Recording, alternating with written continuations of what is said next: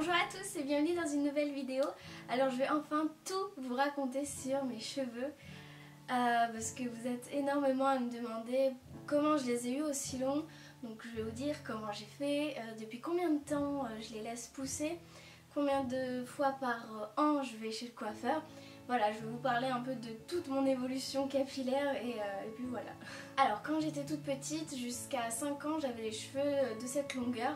Donc je les avais jusqu'aux fesses et en CP j'ai eu un carré, le fameux carré. Ensuite jusqu'au collège je les ai eu plus ou moins longs, à peu près au niveau de la poitrine, voire même plus.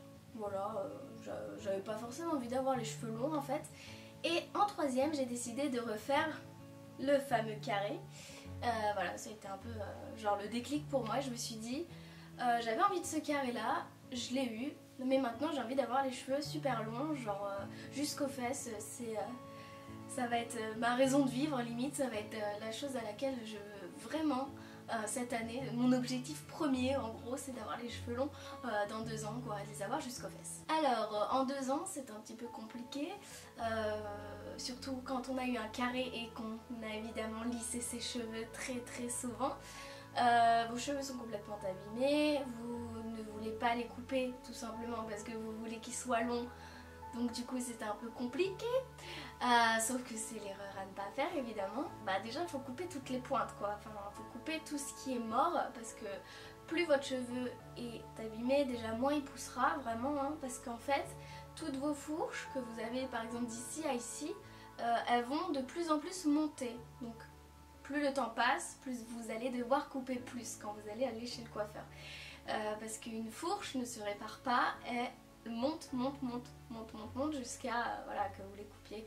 Donc vraiment dès que vous avez les cheveux abîmés, coupez tout de suite comme ça, vous coupez 2 cm et pas 10 quoi. Donc ils ont réussi à pousser, je sais pas comment ils ont fait, mais en gros j'avais tout ça de fourche, voire même là cette mèche là était très fourchée, c'était très difficile de reprendre en fait. Et donc du coup voilà, ils ont quand même poussé, mais je suis allée chez le coiffeur pour repartir sur de bonnes bases et couper toutes les fourches. Ils poussaient, donc ça c'était 2 ans après. 2 ans après je les avais à ce niveau là peut-être, ouais. Donc ils poussaient, ils étaient un peu abîmés, donc j'avais quand même décidé de les couper un peu plus que d'habitude, donc enlever toutes les fourches. Sauf les mèches de devant étaient très fourchées, mais ça fallait que je la coupe là en fait. Avec le lisseur, enfin ça les avait complètement bousillés, franchement fallait couper toute la mèche. Donc je m'étais fait une frange, donc ça tombait merveilleusement bien. J'ai eu une frange pendant 4 ans, 5 ans, 6 ans, combien de temps je ne sais plus. J'ai eu la frange très longtemps, donc là il y a des restes, enfin non mais encore c'est même plus un reste en fait. 2-3 ans après, j'avais quand même les cheveux ici, donc ils avaient quand même pas mal poussé, sachant que j'étais au lycée, donc j'utilisais des produits complètement chimiques. Mais je les entretenais quoi, tout le temps j'y faisais vraiment attention, mais je n'avais pas encore conscience que les produits chimiques étaient vraiment toxiques, je ne savais pas encore faire la différence. J'avais des restes de dégradés, de machin, et je les voulais très droits, mais à chaque fois le coiffeur me disait si vous voulez avoir les cheveux très droits, sachant que vos cheveux sont comme ça, il va falloir couper en hauteur quoi, et en gros j'allais avoir les cheveux ici quoi. Donc je me suis dit c'est mort, vas-y c'est pas grave. Bon, j'attendrai. Après le lycée du coup, c'est là où je me suis rendu compte en fait que le chimique existait. Je me suis rendu compte de l'impact du chimique sur mes cheveux. Donc j'ai commencé en fait à changer ma routine et à utiliser des shampoings naturels. Donc en fait j'ai fait complètement 2 choses qui n'ont rien à voir. Donc j'ai été sur des shampoings chimiques et d'un coup, même pas je suis passée au shampoing bio etc, j'en avais conscience que ça existait, mais je suis passée au shampoing à l'œuf, juste un œuf pour me laver les cheveux. Donc c'était un peu compliqué, ça lave pas forcément très bien, disons qu'il manque quand même une base lavante. Donc du coup j'ai fait ça quoi, 1 mois, et je me suis dit vas-y, non je peux pas reprendre le shampoing chimique, je peux pas, donc j'ai acheté des shampoings bio. Que voilà, je trouvais dans les supermarchés, etc. J'essaie vraiment de faire attention, notamment au sodium laureth sulfate. Donc je vous en parle dans toutes mes autres vidéos.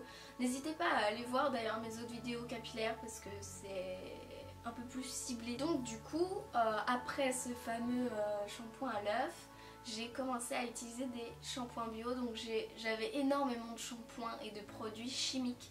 Vraiment ça rentrait dans une caisse quoi, c'était énorme tout ce que j'avais.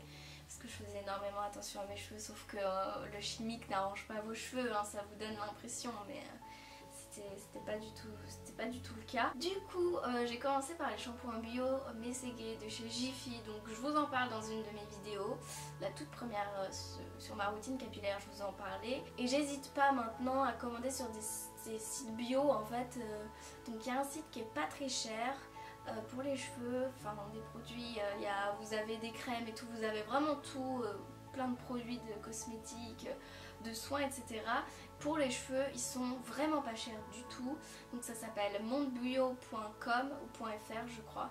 Et là vraiment j'ai fait une énorme commande avec que des produits bio. Et là vous savez que c'est du bio et que ça va faire du bien à vos cheveux quoi. Donc je vais vous mettre en barre d'infos tous les produits que moi j'avais commandés. Donc il y a du shampoing, de l'après-shampoing, etc. Je vous mettrai vraiment tout dans la barre d'infos. Les produits que je recommande à fond et que j'ai acheté d'ailleurs et qui sont super et top. Donc je vous mets tout dans la barre d'infos. Qu'est-ce que le bio a changé sur mes cheveux? En tout cas c'est les miens. Ils sont devenus plus souples, moins ternes. J'ai retrouvé ma couleur naturelle quoi. Donc ça, j'ai aucune couleur là sur mes cheveux. Donc vous pouvez voir que quand même, le marron, le châtain est assez intense hein, quand même. Il y a pas mal de reflets roux que j'avais déjà auparavant, mais très estompés quoi. Là, bim, la couleur elle ressort direct. Votre nature de cheveux, en fait, elle revient vraiment. J'ai retrouvé mon cheveu au naturel quoi, vraiment. Pas caché derrière du silicone ou autre. Une dernière chose à aborder, c'est le nombre de fois où je vais chez le coiffeur par an. Donc j'y vais 2 fois par an environ. J'espace tous les 6 mois. Alors là, c'est impressionnant parce que ça fait depuis quoi? Ça fait depuis mai 2015 que j'y suis pas allée. On est en janvier 2016.